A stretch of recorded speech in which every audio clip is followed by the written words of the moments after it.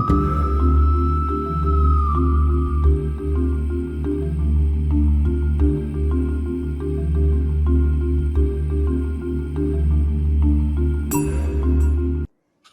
सुस्वागतम, वेलकम। मैं निधि शिमाली आपके अपने इस YouTube चैनल में आप सभी का स्वागत करती हूँ।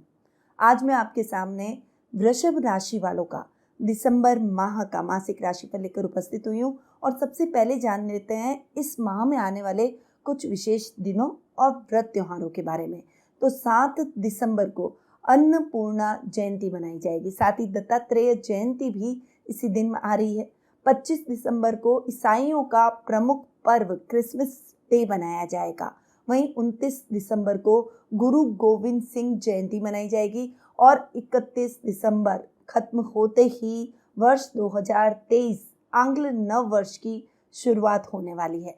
तो ये हैं कुछ विशेष व्रत और दिनों के नाम जो कि इस माह को बना रहे हैं और भी अधिक विशेष। अब ये साल का जो आखिरी माह है, ये वृषभ राशि वालों के लिए कैसा रहने वाला है, इस माह में ग्रहों की स्थिति कैसी रहेगी, उसके बारे में जान लेते हैं।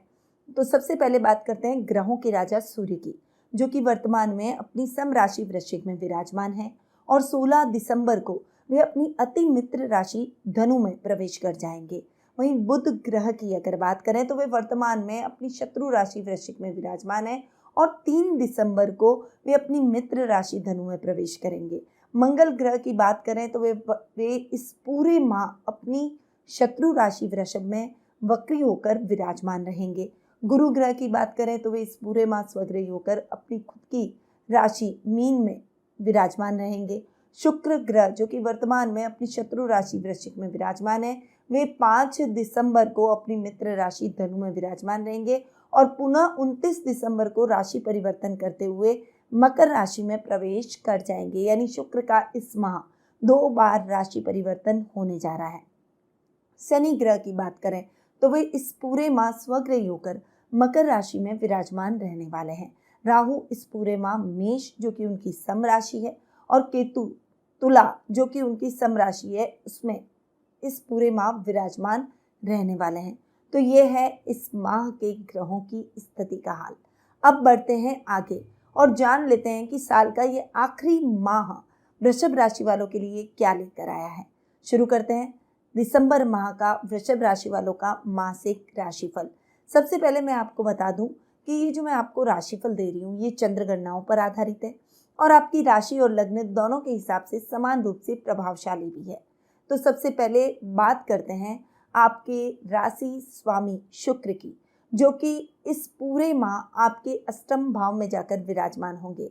लग्नेश का अष्टम भाव में जाकर बैठना आपके लिए इतना अच्छा नहीं है क्योंकि शुक्र एक सौम्य ग्रह है और सौम्य ग्रह अगर षष्टम, अष्टम या द्वादश भाव में बैठते हैं तो वो अच्छे परिणाम नहीं देते। द्वादश भाव में शुक्र अपवाद स्वरूप अच्छे रिजल्ट देते हैं, पर चूंकि इस माह शुक्र आपके अष्टम भाव में बैठ रहे हैं तो थोड़ा सा आलसीपन, काम को टालने की प्रवृत्ति, दूसरी विपरीत लिंग के प्रति अति आकर्षण, एक्स्ट्रा मैरिटल अफेयर्स हो जाना, ऐसी स्थितियां आपके लिए बन सकती है। बहुत ज़्यादा केयरफुल होकर आपको चलना पड़ेगा।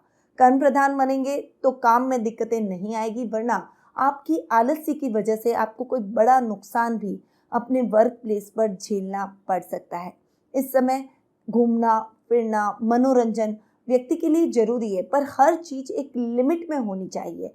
अगर आउट ऑफ लिमिट जाकर ये चीज़ें होती हैं तो वो आपके जीवन पर दुष्प्रभाव जरूर डालती है। इस समय आपको ध्यान रखना होगा कि आप अपने कर्तव्य से विमुख न हो और अपने कर्तव्य पथ पर चलते हुए, अपने कर्तव्य का पालन करते हुए अपने शौक मौज को पूरा करने का प्रयास करें। उतना ही आप अपने हॉबीज़ को समय दें जिससे आप अपने काम को बाधित न करें। अगर आपके कार्य आपकी हॉबीज़ की वजह से बाधित हो रहे हैं तो ऐसी हॉबी किस काम की। इस समय आपको अपने रिश्तों को भी महत्व देना चाहिए।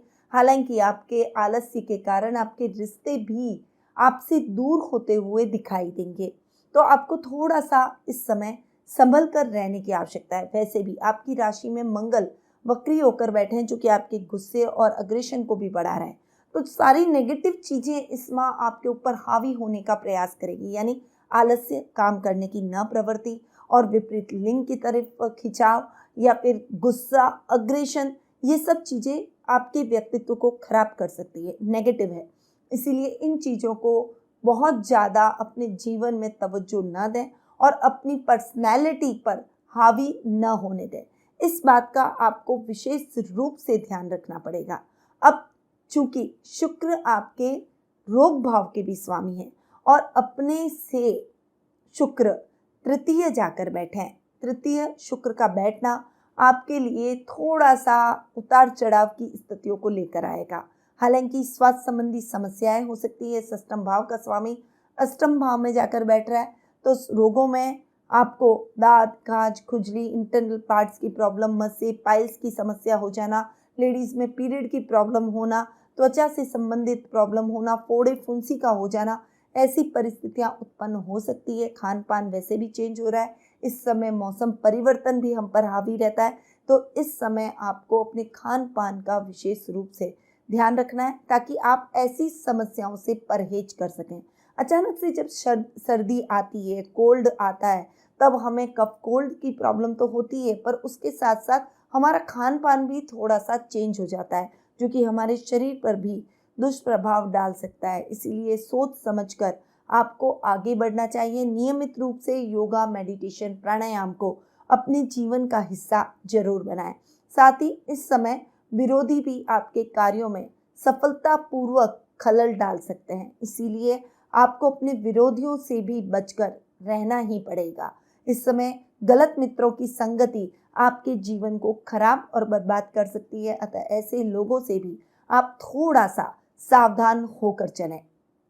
अब आते हैं आपके द्वितीय भाव पर। द्वितीय भाव की अगर मैं बात करूं तो द्वितीय भाव के स्वामी हैं बुध, जो कि आपके अष्टम भाव में जाकर बैठे हैं और अष्टम भाव से अपने ही घर को देख रहे हैं।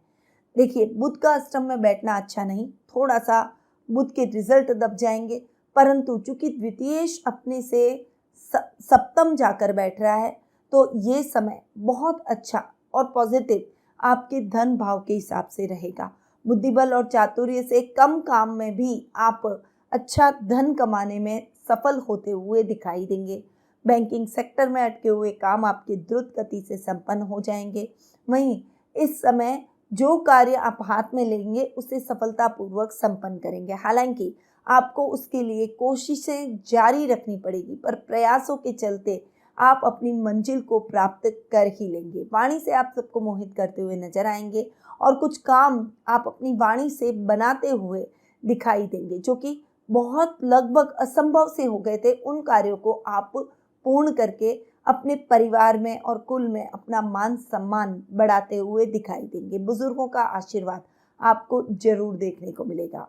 अब पंचम भाव के स्वामी हैं बुध, जो कि अष्टम भाव में शुक्र के साथ बैठे हैं, तो विद्यार्थी वर्ग के लिए मति भ्रम का समय रहेगा। थोड़ा सा कॉन्फिडेंस लूज रहेगा, चीज़ों को रिकॉग्नाइज नहीं कर पाएंगे, भूलने की समस्या आपकी पढ़ाई में आप फेस करेंगे। ये टाइम पीरियड अंडर कॉन्फिडेंट रहकर काम करने का नहीं है, इसलिए अपनी कॉन्फिडेंस को बनाए रखें। पढ़ाई में सतत प्रयास आपको सफलता जरूर दिलवाएंगे। हमारे मारवाड़ी में एक कहावत है कि 100 गुणिया और 1 लिखिया बराबर है। तो मतलब आप, इसके कहने का मतलब है कि आप 10 बार कोई चीज़ को बोले, आप याद करें कि मेरे को वो ध्यान में रह जाएगी, इसकी अपेक्षा उस काम को एक बार अगर आप लिख लेंगे तो वो काम आपको हमेशा याद रहेगा।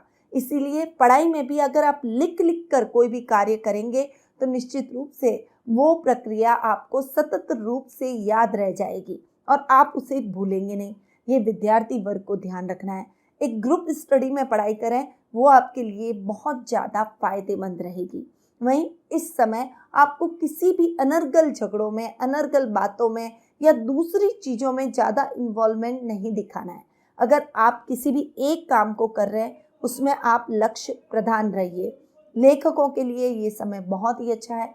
लेखनी में आप मान सम्मान की प्राप्ति करते हुए दिखाई देंगे। इस समय आपके कार्यों की प्रशंसा चारों तरफ होती हुई दिखाई देगी।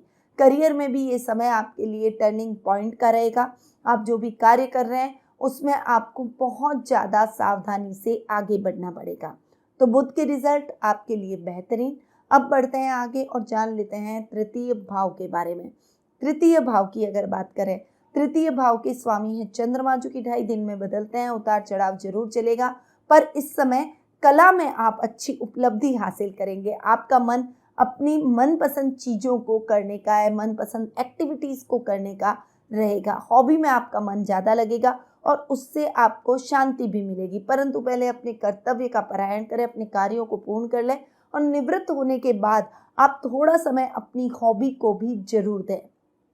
इस समय आपके जो भी आपने मन में जो भी विचारधाराएं रखी है या आपने कोई मनोकामना रखी है, तो वो मनोकामना पूर्ण होने से आपकी प्रसन्नता में वृद्धि होगी। पैतृक संपत्ति संबंधी विवाद आपके भाई बहनों की आपसी सहमति से खत्म होता हुआ दिखाई देगा। आपके भाई बहनों का आपके साथ एक सपोर्टिव रवैया आपको आगे और उन्नति की राह पर ले जाएगा। अब आते हैं आपके सुख स्थान पर। सुख स्थान की अगर बात करें तो सूर्य आपके सुखेश हैं और सप्तम भाव में जाकर बैठे हैं। 16 दिसंबर को सूर्य राशि परिवर्तन करने जा रहे हैं और सप्तम से अष्टम भाव में प्रवेश कर जाएंगे। वहां पर बुध के साथ बुधादित्य योग का भी निर्माण करेंगे। सुखेश का अपने से तृतीय जाकर बैठना, अपने से चतुर्थ जाकर बैठना, यानी सप्तम भाव में बैठना, केंद्र स्थान के स्वामी का केंद्र स्थान में ही बैठना आपके लिए बहुत अच्छे संकेत लेकर आया है। इस समय आपको अपने सुखों में वृद्धि नजर आएगी। भूमि, भवन, वाहन जैसे सुखों से आप परिपूर्ण रहेंगे। माता का सुख आपको भरपूर देखने को मिलेगा। परिवार का एक सपोर्ट, एकजुटता आपके इस समय बड़े काम आएगी। वर्क प्लेस पर भी आपके सहकर्मी आपके कार्यों में आपकी मदद करेंगे। बस आपको ही अपने मनोबल को बढ़ाए रखना है। जितना आप अपने मनोबल को बढ़ाए रखेंगे, उतनी ही सफलता को अपने लिए दुगना पाएंगे। इस समय आपकी यात्राएं संभव है, परंतु वो यात्राएं आपके लिए सुखद और मंगलमय रहेगी। 16 दिसंबर के बाद का समय आपके लिए थोड़ा सा आर्थिक रूप से फ्लक्चुएशन का रह सकता है। किसी बड़े काम को लेकर आपको लोन लेना पड़ सकता है। आपके घर में रखरखाव के खर्चे बढ़ सकते हैं। वाहन चलाते समय सावधानी रखें। वाहन पर खर्चा होने की संभावना इस समय बनी हुई है। तो ये समय आपके लिए आर्थिक खर्चों को बढ़ाने वाला रहेगा, इसलिए संभल कर खर्च करें और बजट देखकर चलें। अब आते हैं आपके सीधा सप्तम भाव पर।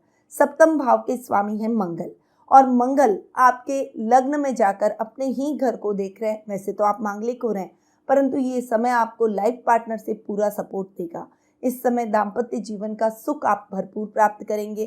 कंस्ट्रक्शन लाइन से जुड़े हुए हैं तो इस समय आपको बहुत अच्छी सफलता अपने कार्यों में देखने को मिलेगी। नहीं घर का सपना है, कोई भूमि खरीदनी है, तो आप अपने जीवन साथी के नाम से खरीदें तो आपको उसमें बहुत अच्छा लाभ भी प्राप्त होगा।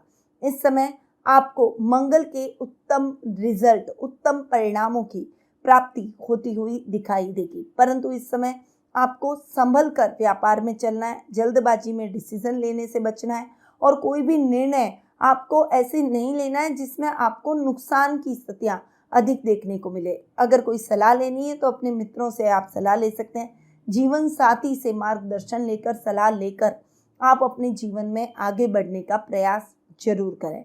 तो ये समय आपके मुद्दों को सही तरीके से एग्जीक्यूट करने का है, अपनी योजनाओं को सही तरीके से क्रियान्वित करने का रहेगा।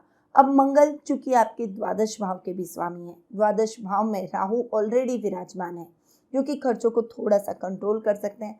खर्च भाव का स्वामी अपने से एक घर आगे जाकर बैठा है, जो कि खर्चों को नियंत्रित करता हुआ दिखाई देगा। इस समय अनर्गल खर्च से आप बच जाएंगे। अगर खर्चे होंगे भी तो धर्म, कर्म और अच्छे शुभ कार्यों में खर्च होंगे।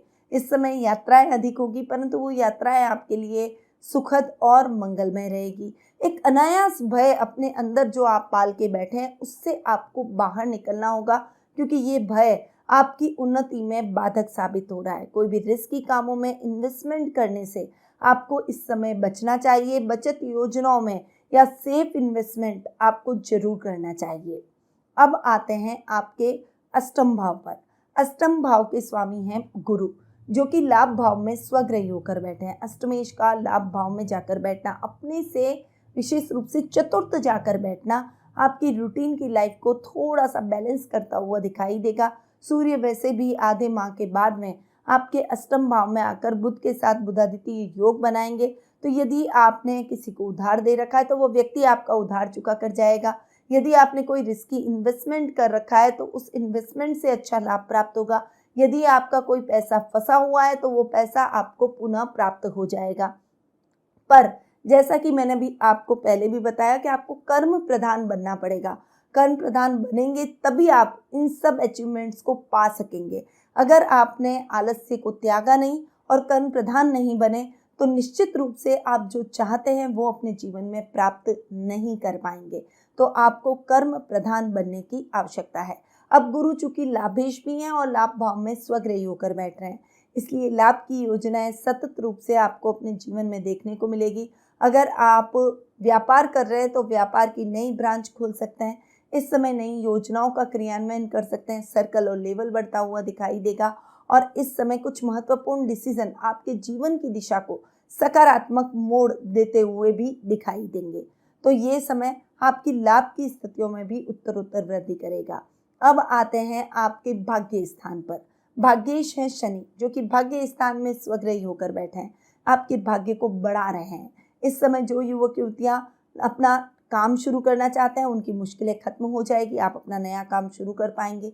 नौकरी से जुड़े हुए युवक युवतियों के लिए ये समय उत्तम परिणामों से भरा रहेगा। इस समय आपकी नौकरी में आ रही बाधाएं दूर हो जाएगी। इस समय गवर्नमेंट जॉब का सपना भी आपका पूर्ण होता हुआ दिखाई देगा। जुडिशरी की पढ़ाई करने वाले स्टूडेंट्स को बाहर स्कॉलरशिप मिलने के योग बने हुए हैं। इस समय आध्यात्मिक भावों से भरे रहेंगे और धर्म कर्म के कार्यों में भी आपकी रुचि बढ़ेगी।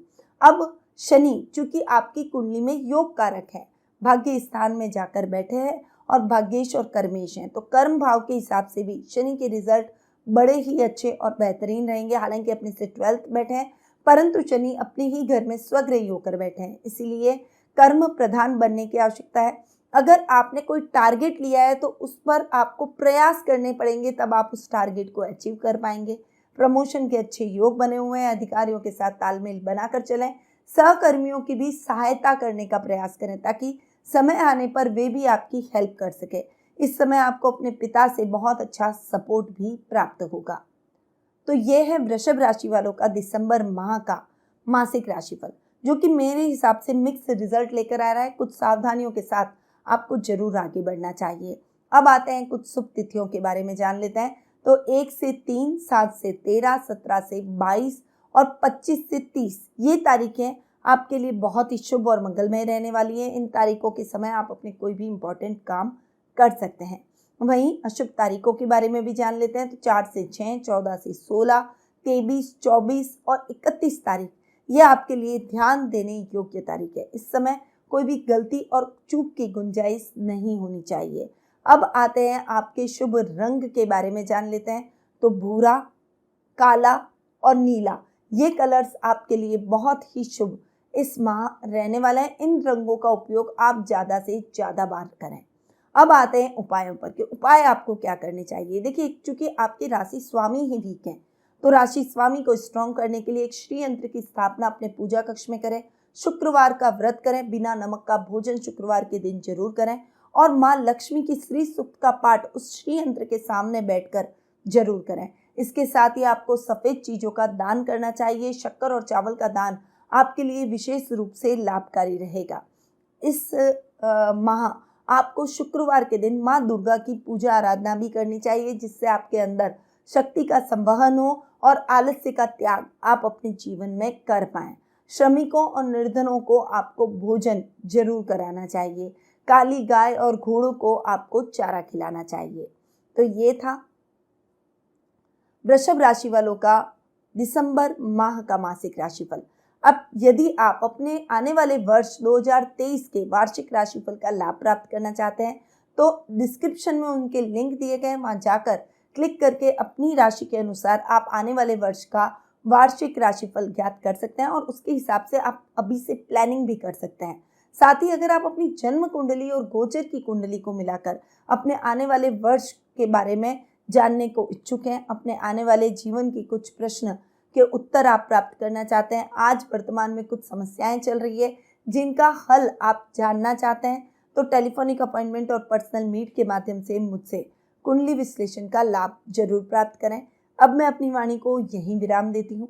स्वस्थ रहिए, व्यस्त रहिए, मस्त रहिए और सदैव मुस्कुराते रहिए। जय श्री राधे कृष्णा।